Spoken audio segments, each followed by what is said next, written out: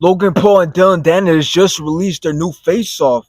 And now Logan Paul from the get-go admits that Dillon Danis is a good troll on Twitter. You're a good troll, I'll be honest with you. Your Twitter's fantastic. But Logan Paul is a troll himself because he actually created a whole website called DildoDanis.com in which is counting the days that Dillon Danis hasn't been fighting yet. Now, I didn't search it up myself because, that's kind of sus, searching up Dildo Danis. I don't want anybody going on my history and say, whoa, why are you searching that up?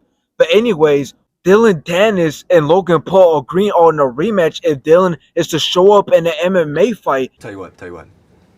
If you show up to this fight, October 14th, I will rematch you in MMA.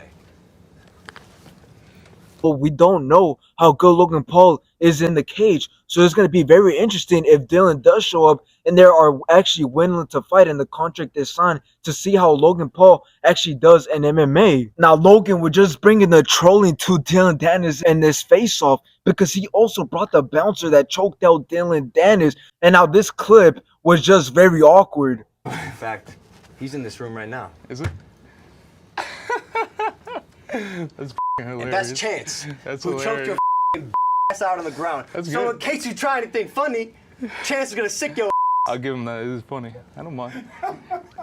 And now Dillon Danis brings up a good point, and it was actually the point that I brought up a long time ago, where I think Logan Paul will gas out just because of how much mass and muscle he has. I was the one saying was do 8-10 rounds. Will you do 8 rounds? Bro, look at your arms. You came in last like 2 minutes, so bro. will you do 8 rounds? Yeah, sure.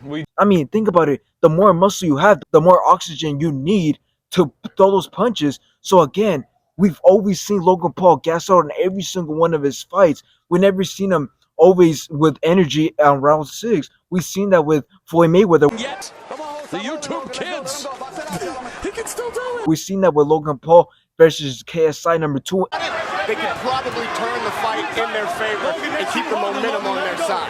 You're gonna let go, Logan. And number 1.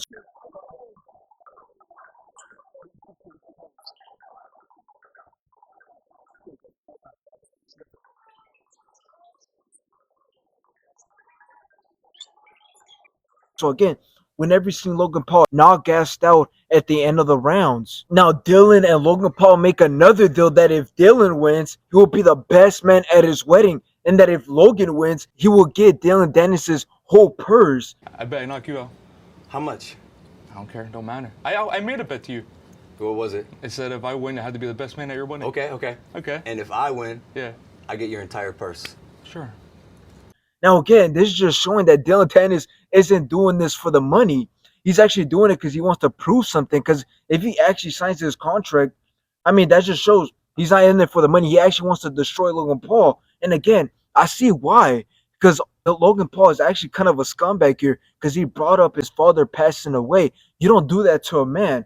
Okay, so again, this is just bad blood against Dillon Danis and Logan Paul. And I can't wait to see this fight happen. Now, let's be honest here. Out of all the bets that they made, Logan Paul saying, if you beat me, you get this. If I beat you, I get this. Let's be honest here. Dillon Danis is signing no contract. He already rejected the other contract, and he didn't respond, and he left Logan Paul and his team on scene. He ghosted them. So, obviously, he doesn't want no part of these bets. So, by him shaking his hand, I still don't think it's official. Because let's be honest here. Logan Paul should win this fight, regardless if Dillon Danis is the superhero in this situation, and he should win for the fans, and he should win for all the people that Logan Paul has scammed, and for the Forest situation and all these other things. Let's be honest here.